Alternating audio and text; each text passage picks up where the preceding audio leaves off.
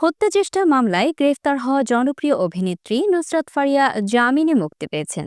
মঙ্গলবার বেলা 3:30টার দিকে গাজীপুরের কাশিমপুর কেন্দ্রীয় মহিলা কারাগার থেকে তিনি বেরিয়ে আসেন। কাশিমপুর মহিলা কেন্দ্রীয় কারাগারের সিনিয়র জেল সুপার কাওয়ালিন নাহার বিষয়টি নিশ্চিত করে জানান, দুপুর 12:30টার দিকে আদালতের পাঠানো জামিনের কাগজপত্র কারাগারে পৌঁছায়। প্রক্রিয়াগত যাচাই বাছাই শেষে তাকে স্বজনদের জিম্মায় মুক্তি দেওয়া হয়েছে। এর আগে সকালে ঢাকার চিফ মেট্রোপলিটন ম্যাজিস্ট্রেট আদালত নুসরাত ফারিয়ার জামিন মঞ্জুর করেন। গত রোববার সকালে থাইল্যান্ডে যাওয়ার সময় হজরত শাহজালাল আন্তর্জাতিক বিমানবন্দরের ইমিগ্রেশন চেকপোস্ট থেকে তাকে গ্রেফতার করে পুলিশ।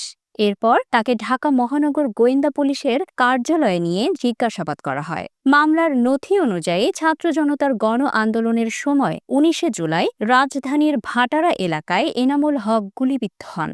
এই ঘটনায় তিনি চলতি বছরের ৩রা মে ঢাকার সিএমএম আদালতের ২৮৩ জনের বিরুদ্ধে একটি নালিশি মামলা করেন।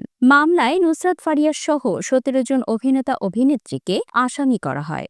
আদালতের নির্দেশে মামলাটি এজাহার হিসেবে রেকর্ড করা হয় এবং পরবর্তী ২ সপ্তাহের মধ্যে নুসরাত ফারিয়াকে গ্রেফতার করা হয়।